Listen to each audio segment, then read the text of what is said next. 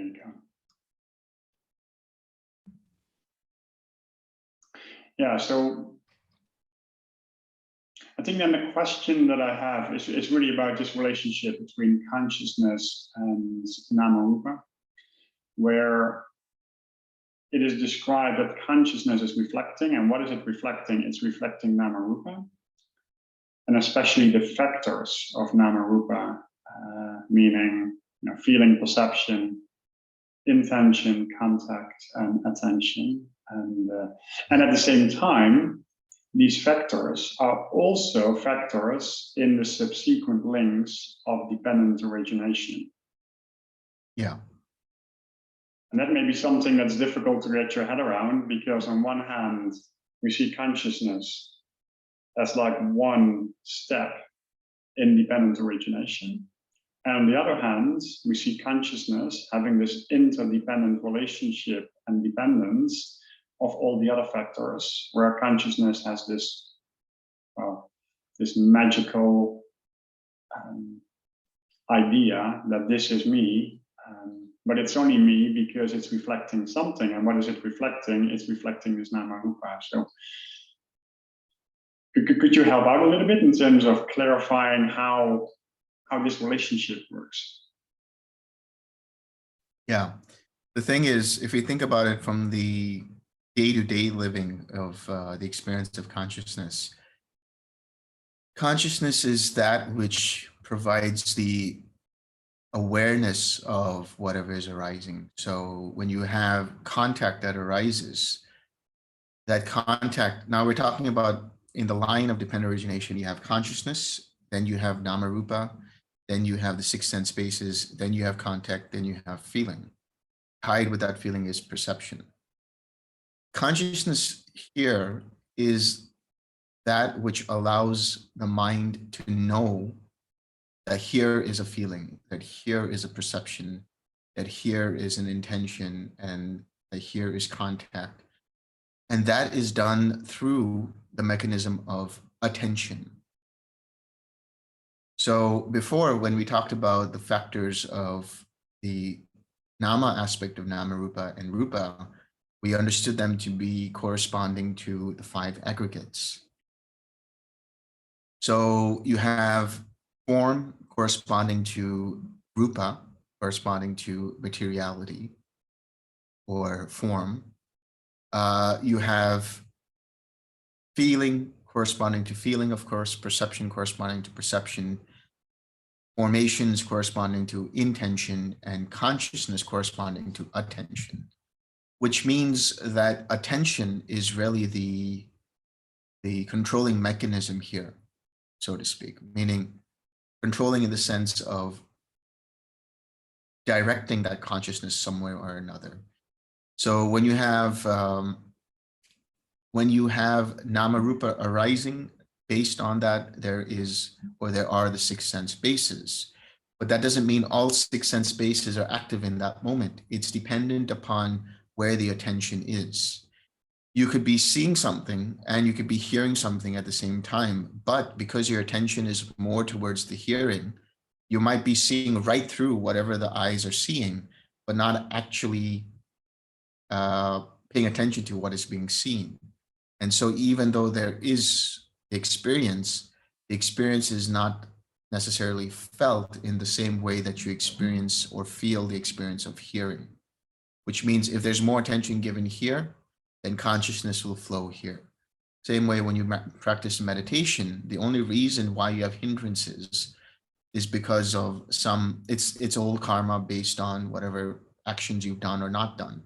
But the mechanism of that is basically that the attention wavers because consciousness flows somewhere else. The attention flows somewhere else and consciousness is no longer resting on its object of meditation. So this interdependency is nothing more than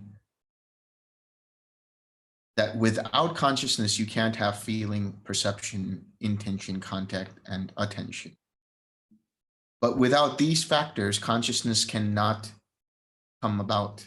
It's again using that same analogy, that very subtle analogy of the person and the reflection. The mirrors function as a mirror, almost is dependent upon a person being there for it to reflect. So if Nama Rupa, if there is no contact, if there is no feeling, if there is no perception, there's no intention, there's no attention, then consciousness cannot arise. If there's no consciousness, then in the same way, if there's no consciousness, then feeling, perception, intention, contact, and attention cannot arise either. Now, when we talk about Nama with these factors of Nama as being, as we just mentioned, the feeling, perception, intention, contact, and attention, they are the potential for contact to arise, the potential for feeling to arise, the potential for perception to arise. So if you were to create an equivalent of what is Nama, it is the different elements of the brain itself. There are parts of the brain or certain neurocircuitry that allows the mind to make contact with the outside world through the six sense bases. There's neurocircuitry that allows the mind to experience the sensation. There's neurocircuitry that allows the mind to recognize or recognize, to perceive or have perception of what it is that it is experiencing.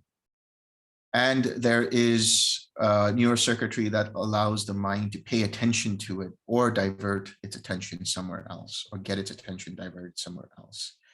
So these factors that are known by those elements of feeling, perception, intention, contact, and attention are just potentials for that to arise. They are just there.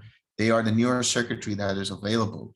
When there is actual contact that arises, if there is attention given to that contact, then the feeling arises.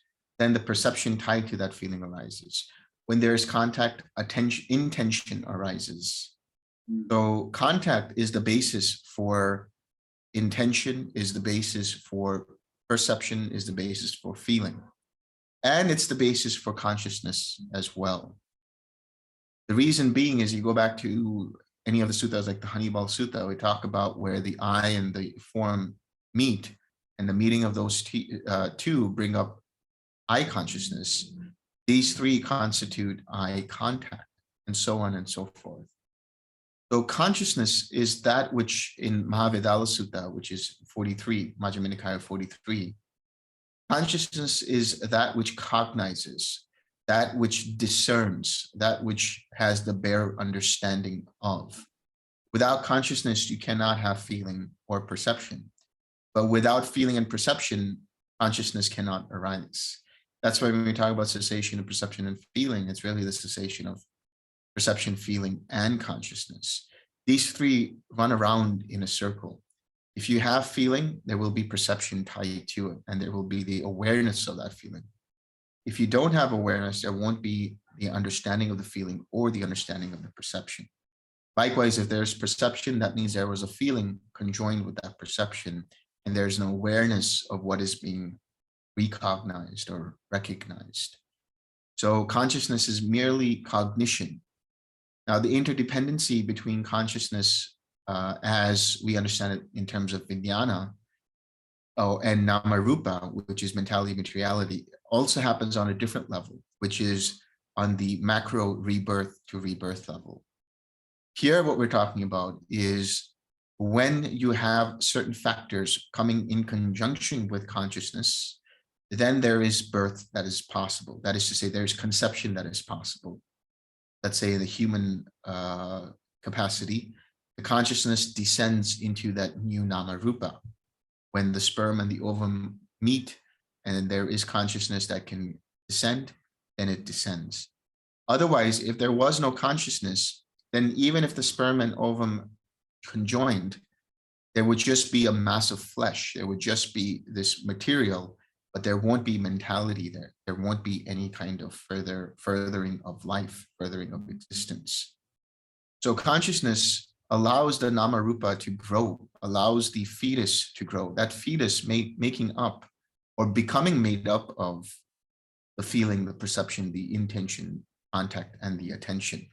The factors of those different kinds of processes are starting to come into being because of the process of consciousness. So when there is Nama Rupa, or when there is consciousness, Nama Rupa can grow. When there is Nama Rupa, consciousness can continue to cycle, arising and passing away, arising and passing away. But if consciousness departs from the Nama Rupa, then that Nama Rupa is, for all intents and purposes, dead. If somebody destroys the Nama Rupa, then that consciousness will dissipate. It's like a vapor, you know, once it's there in the flask and you destroy the flask, the vapor just goes away. It's the same thing with consciousness. So when we talk about also in the line of dependent origination that you have consciousness, which gives rise to Nama Rupa gives rise to consciousness, what it's saying is that consciousness, that life continuum, is that which provides the existence, the growth, the maturity of Nama Rupa. But it is through the factors of Nama Rupa that consciousness as cognition is able to function, dependent on feeling, perception, intention, contact.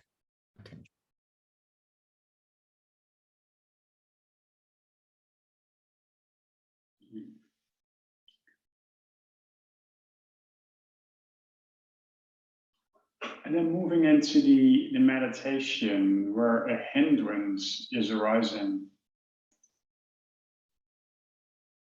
So the hindrance is arising, there's a formation which is old karma that's arising. And then if mind would not put attention to it, then basically that hindrance does not have the capacity to grow, or put it differently, if mind is moving away its attention from the object of meditation and moving the mind to the hindrance, then the hindrance will arise, there will be the feeling, and then the consciousness has come to full fruition, basically. And then it's up until the point that there's a new intention arising, which is the intention of releasing the attention itself, which will destroy this consciousness and this Nama Rupa, and then the attention back to the object of meditation. Is that the way it goes? Yeah, so let's look at it from dependent origination, specifically through hindrances. So the mind in meditation is on its object of meditation. It's on the metta, for example. And so why is it on the metta? Because there is the convergence of attention. There is the intention to place the attention on the object. That intention to place the attention on the object results in the contact between the mind and the mind object, which is, let's say, the metta. This gives rise to the feeling and perception that there is metta, and the feeling corresponding with that experience of metta. When that happens, the consciousness flows into that metta, and you have what is known as metta consciousness. That is to say, there is consciousness of this particular mind feeling this experience. But when a formation arises that is like the small little fleck of snowflake, that then starts to become a snowball, and that snowball then turns into the hindrance. So the hindrance bubbles up in the form of the formations. And already now the consciousness that arises dependent upon that swerves towards that hindrance. Now the mind makes contact because the attention has diverted to the hindrance. That diversion of the attention to the hindrance, it then gives rise to the contact of the mind making contact with the hindrance. And then there's the feeling and the perception of that hindrance. So when that happens, the consciousness resulting from the experience of metta dissipates. Now there's a hindrance tied to the experience of, or there's a consciousness tied to the hindrance. But in the realization that there's a hindrance, now your intention comes back.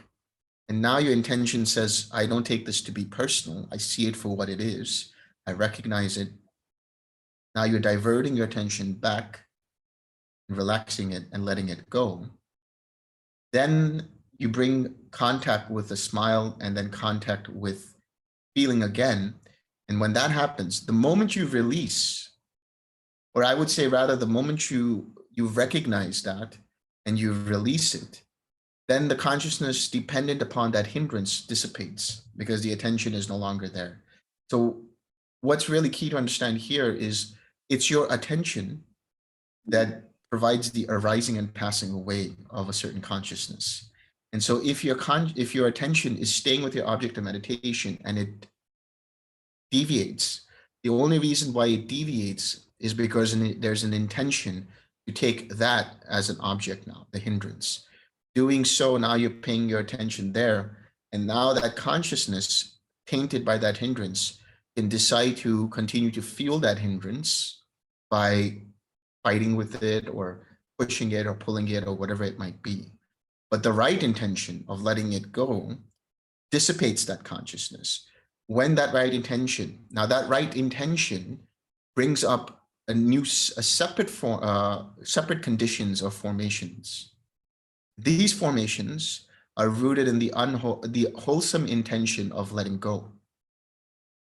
So when you 6R, when you recognize and release, you are bringing forth the intention to recognize and release. Because of that, the formations that arise give rise to a consciousness that says, now I have released. Then you come back to the smile. Then there are formations rooted in that intention of smile that come up and bring rise to the consciousness of the smile. Likewise, when you come back to your object, there's a consciousness that brings clarity to the object of meditation.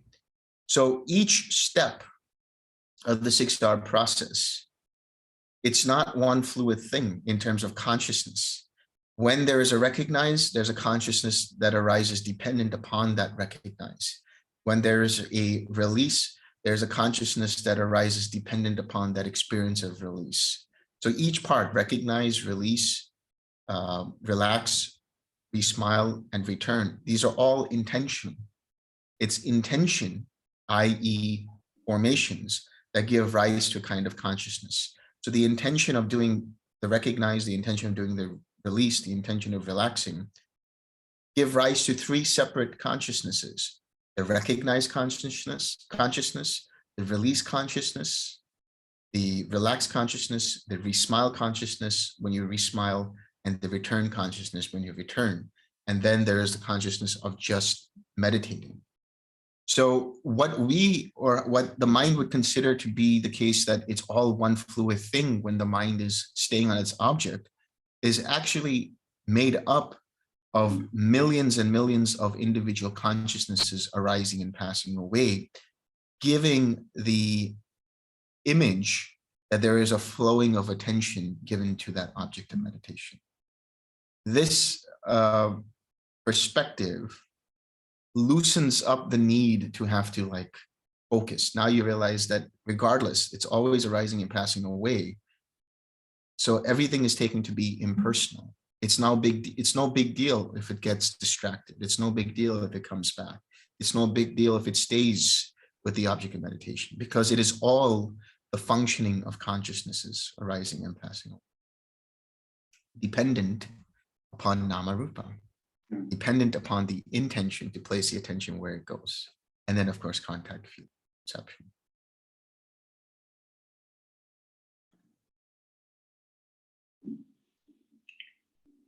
And in this logic, if the mind is inclined to one-pointed concentration, and we follow the same logic in dependent origination, so the hindrance itself will still arise, right? The formation will still arise, but consciousness is not going to put any attention to it because it has this forceful meditation that mind does not allow itself to move away its own attention. So what happens in this case? Because then one could argue that there's not even a contact with the formation or the old karma. Well, you think about it this way.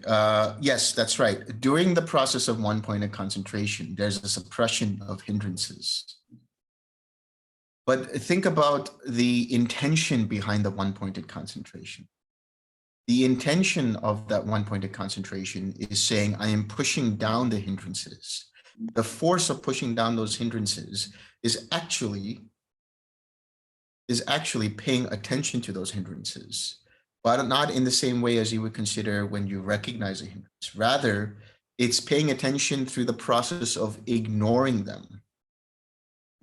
There's a key difference here. This is very, very subtle. A person who does one-pointed concentration practice, they know that a hindrance is present in the beginning, but they decide to push it away. The pushing it away of itself, the force of that, is attention feeding that hindrance. Now it's suppressed because the concentration is such, it's dependent upon the intention to suppress. So long as that intention to suppress is there, then it's going to continue to fuel that hindrance.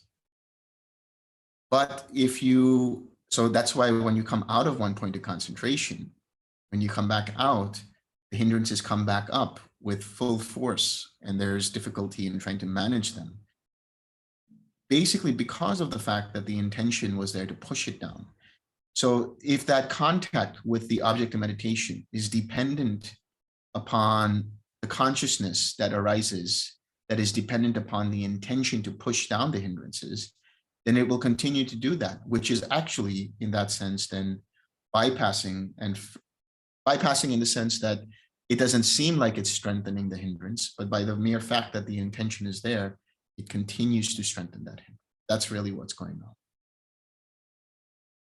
Well, this is quite subtle, actually, Yeah. because there's still the intention to ignore. Yes, exactly.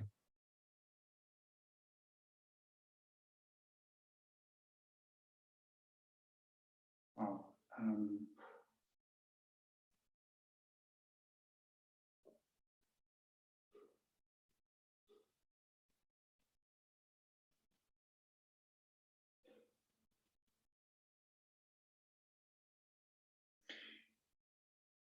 So then if a mind is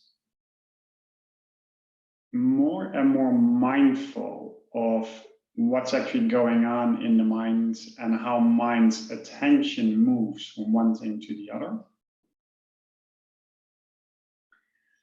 then it would still mean that the attention only comes to fruition at a point of contact and feeling. Meaning that everything that arises can only be seen in retrospect. Yes.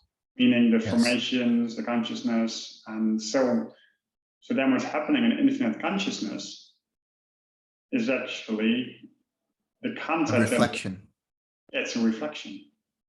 Yes.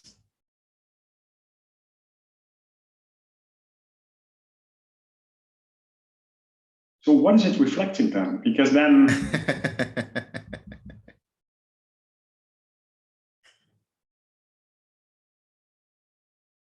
because in infinite consciousness,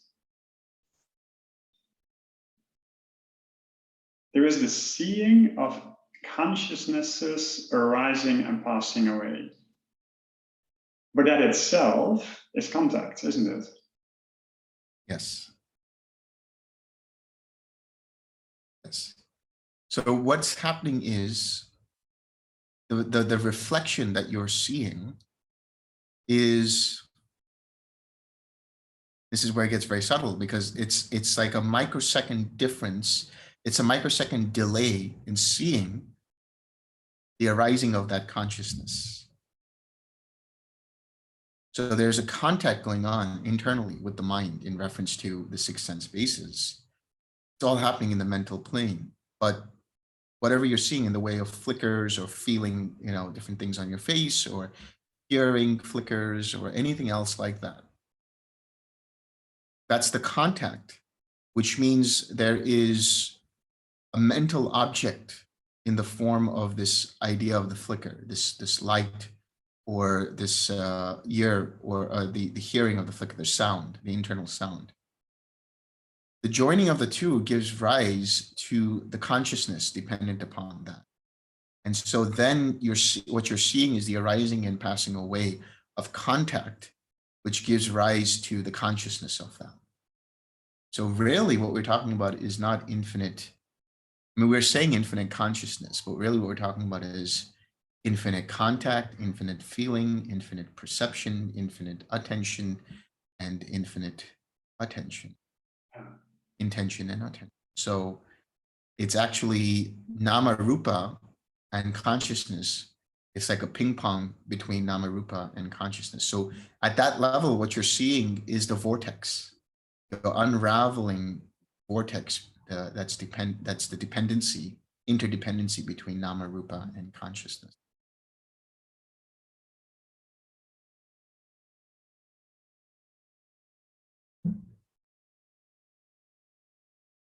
And letting go the attention to the infiniteness of all the factors, then there's nothingness, but nothingness is still contact.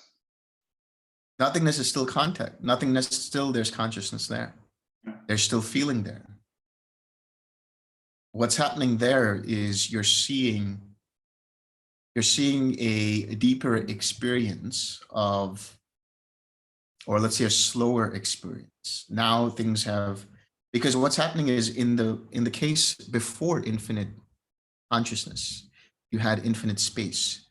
Actually, what was going on in infinite space is the same thing that was going on in infinite consciousness, except the experience was different. There was an experience of expansion.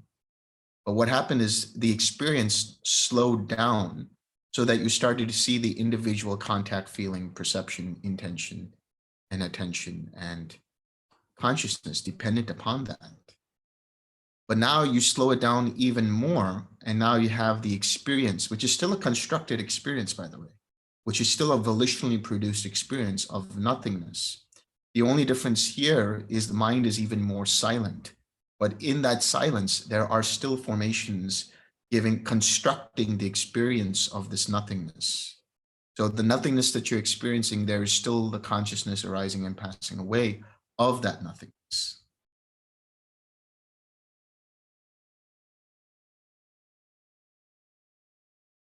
And then the same thing happens in neither perception or non-perception. Neither perception, non-perception is interesting because there, what's really happening is there are formations arising. There's intention coming up. There's attention being given to those formations coming up. And so there's contact there.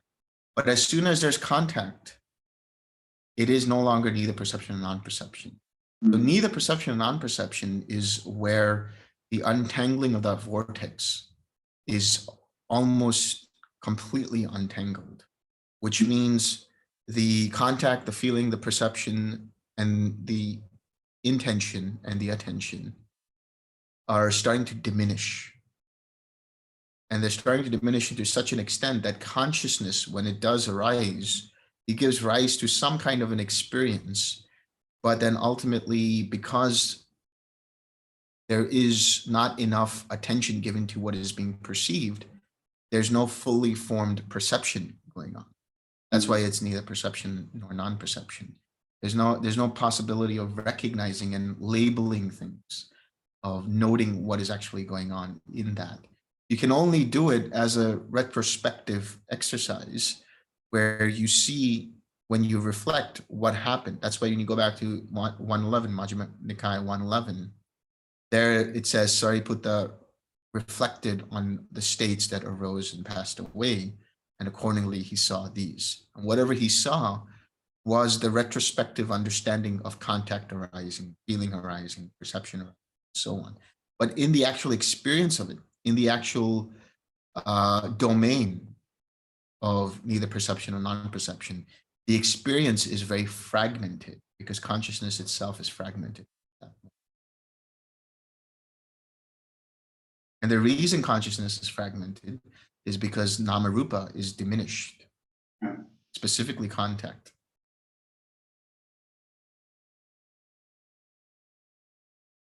And then moving one level up, going into the signless state.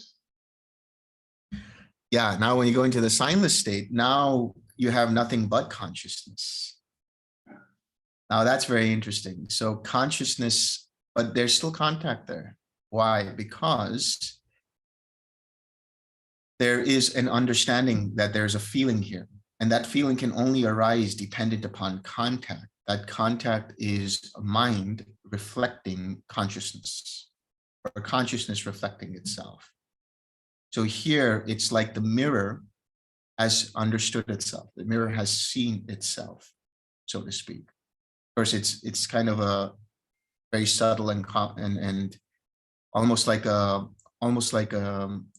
Zen koan, like how can the mirror reflect itself?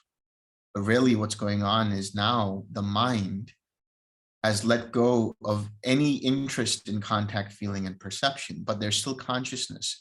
Why? Because the consciousness is dependent upon the formation of conceit, the formation of I am.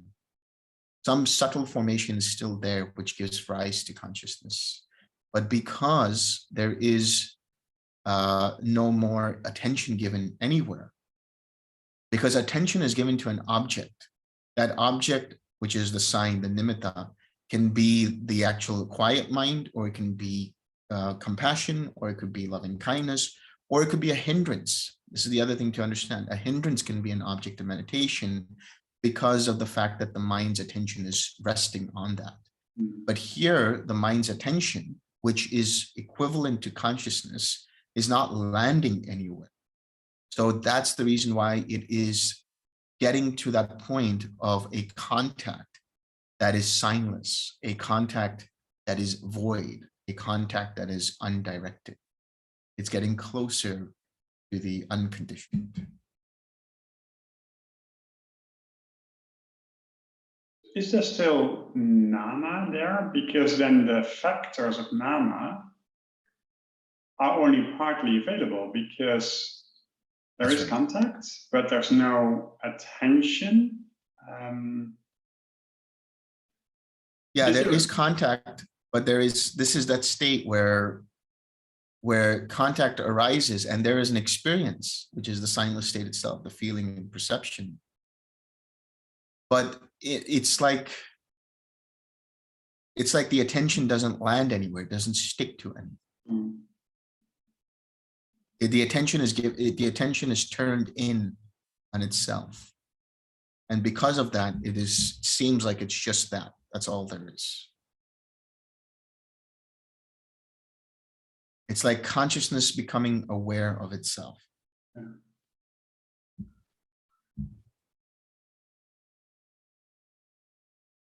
But remember, this tool is still volitionally produced. This is dependent upon formation still there. Once formations leave, or formations are let go of completely, then the unconditioned is there. Yeah.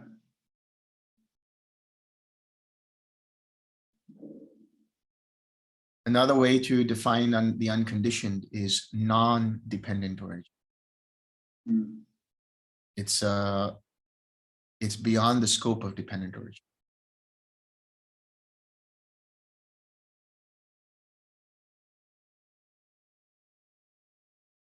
They're seeing then the ceasing of the links. There's a seeing of the ceasing of the links insofar as just before the links cease, there's a relaxing going on, there's a letting go. There's the perception of relinquishing, the perception of cessation.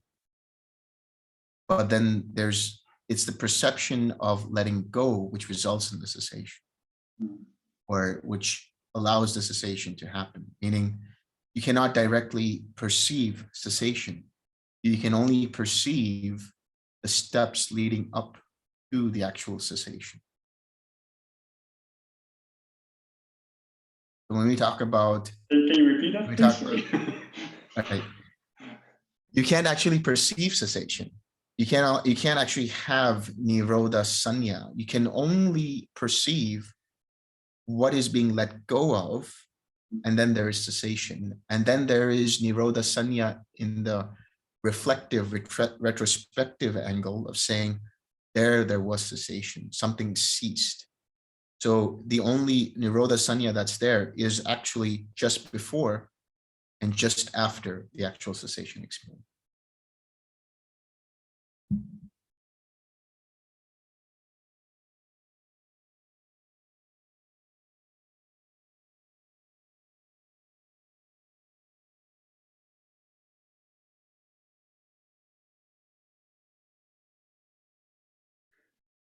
then to complete the circle, we started consciousness and Nama Rupa. And the way Rupa is described is actually the factors, or basically the four great elements, which can only be experienced by way of using the factors in Nama. But the factors of Nama are dependent upon on materiality. So in other words, they coexist, but they codependently exist. So you can have materiality, but you need the Nama to experience the materiality. But you need the materiality for Nama to be present in something.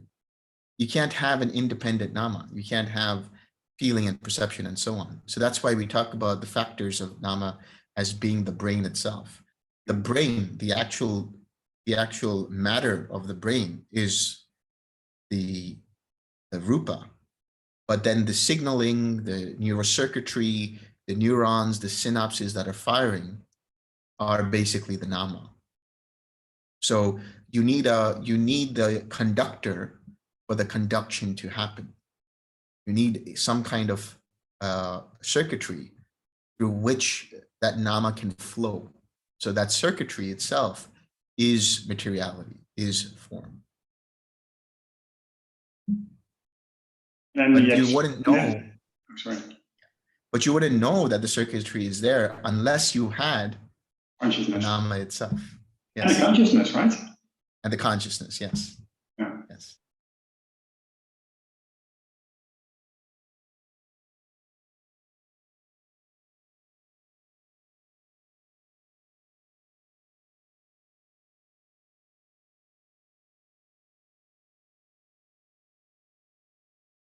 Then theoretically, you can still have a mind that would be functioning without consciousness.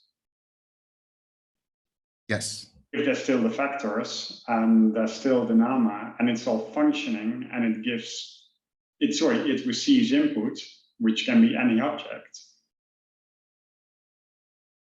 Yes. That's why. Sorry. No, that's why you have the mind in cessation of perception, feeling, and consciousness. It's still there because there's still the vital formations.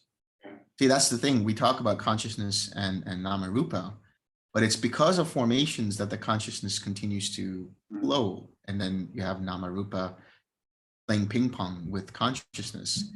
But when you have a mind without consciousness, that means consciousness has ceased.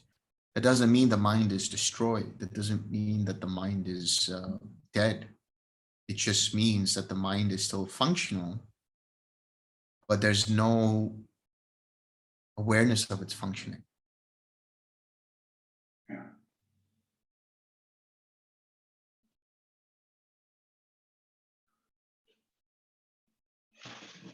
Thank you, Dasan.